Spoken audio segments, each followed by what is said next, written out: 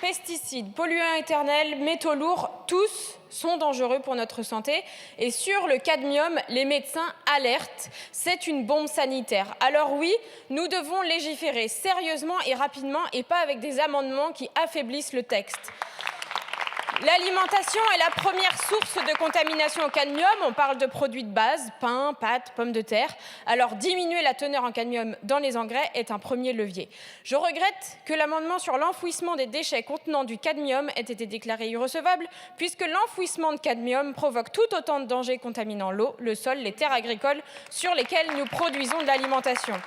Et c'est le cas des carrières de Keougat sur ma circonscription où la société Pigeon Carrière va stocker des déchets inertes dans cette ancienne carrière.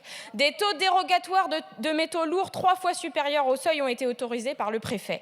Des habitations sont présentes à moins de 30 mètres et un captage d'eau potable à moins de 500 mètres. Cette dérogation aura des conséquences sur la présence de cadmium dans l'eau potable et sur la production agricole. J'aimerais faire un petit rappel utile à celles et ceux qui ont l'habitude de nous comparer aux pays voisins. Eh bien, sachez que les Français sont 3 à 4 fois plus contaminés que leurs voisins européens, que près de la moitié de la population présente des taux de cadmium dans les urines dépassant le seuil de concentration critique, que les enfants, les femmes sont particulièrement exposés. Il est donc urgent de les protéger et ça suffit de dire que nous serions contre les agriculteurs. Nous sommes avant tout pour l'intérêt général.